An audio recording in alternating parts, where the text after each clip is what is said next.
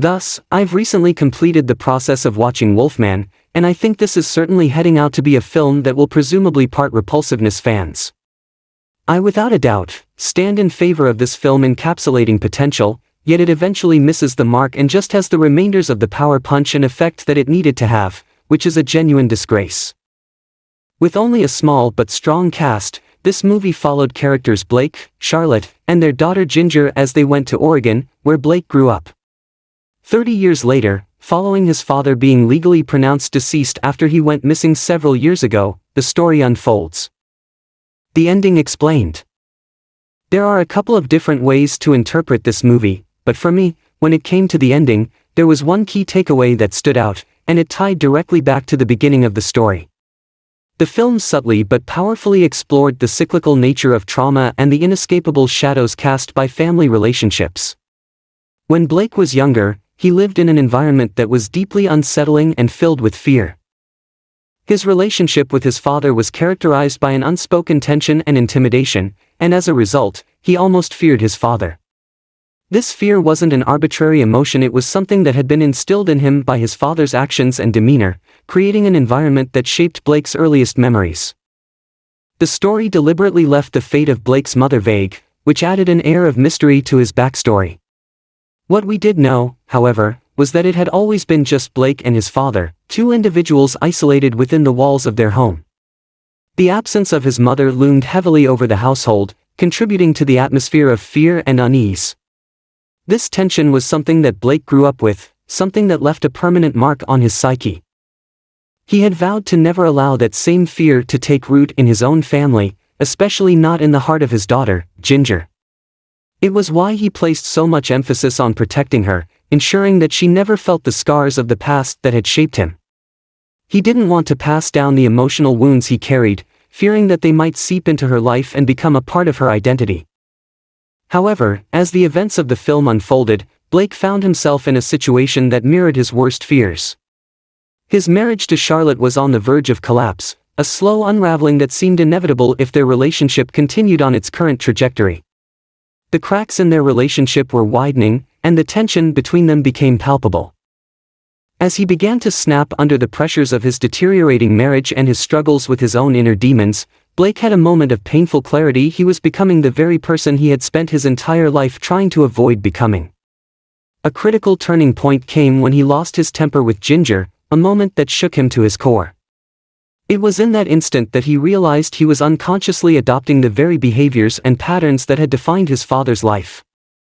The parallel between Blake's life and his father's became increasingly undeniable, particularly as Blake returned to the place he had once escaped from his childhood home. In that space, surrounded by the ghosts of his past, he was forced to confront the painful truth. His life was slowly but surely mirroring his father's, despite his desperate attempts to carve out a different path. The weight of this realization became a powerful theme in the movie, showcasing how difficult it can be to break free from the cycles of trauma and inherited pain.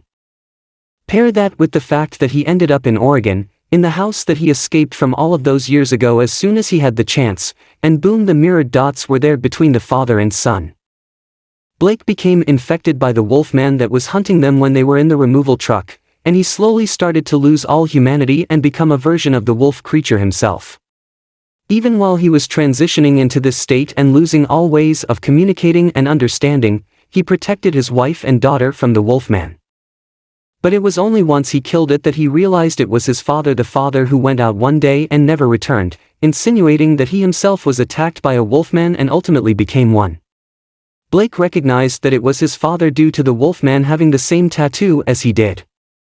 Blake's worst fear in life was becoming his father and acting like him. And with him adopting the form of the werewolf at the end, just like his own father did, it was symbolic of the fact that no matter how hard Blake tried and even though he blocked him out of his life when he left home, the scars were deeply embedded within him. It was almost like the damage was already done. Blake almost viewed his father as this scary figure that he was afraid of when he was younger. So the fact that it was metaphorically envisioned as an evil werewolf suited it perfectly. The difference between himself and his own father, though, came at the end.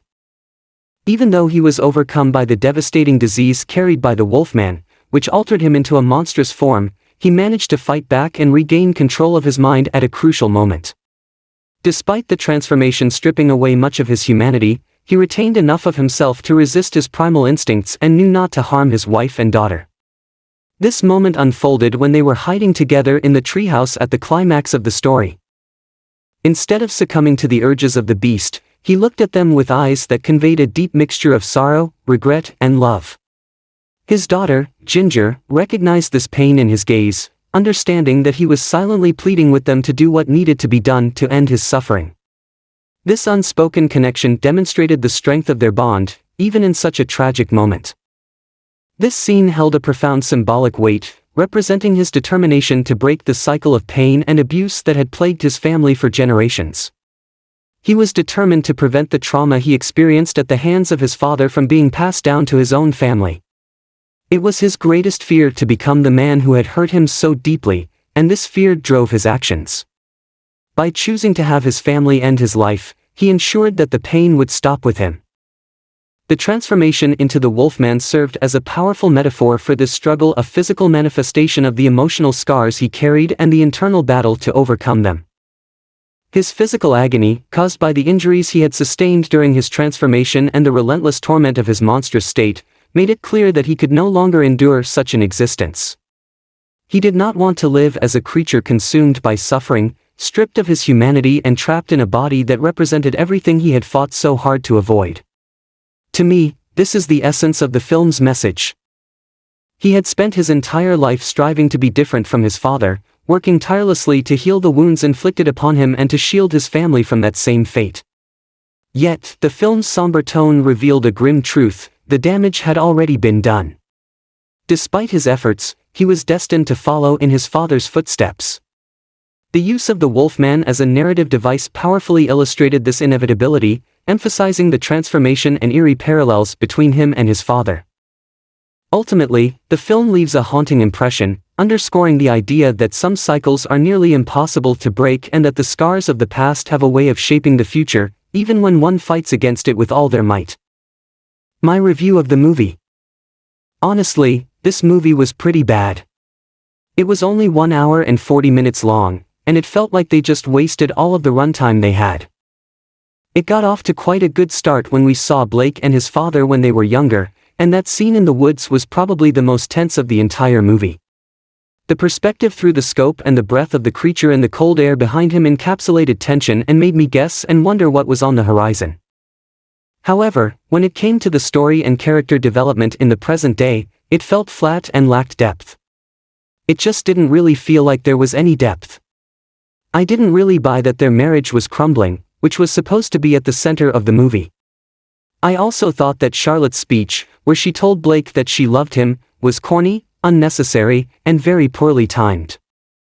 We hadn't experienced the deterioration or felt like their marriage was that bad for that moment to have any impact at all. What I'm trying to tell you is that I love you. Well, yeah, it always felt like that. We never saw them argue or say that they didn't love each other, so it just really didn't work for me. I was also a bit confused as to why Blake's father, when he was in the form of the Wolfman, couldn't make it into the house, but Blake did quite easily. You're telling me that this man lived in the house for decades but didn't know there was a window up top that he could have gotten through, one that didn't have bars in front of it? Yet, he knew to wait outside of a door strategically until it opened and then barge in? Meanwhile, Blake, having only just gone to that house for the first time in decades, knew there was a window he could get through.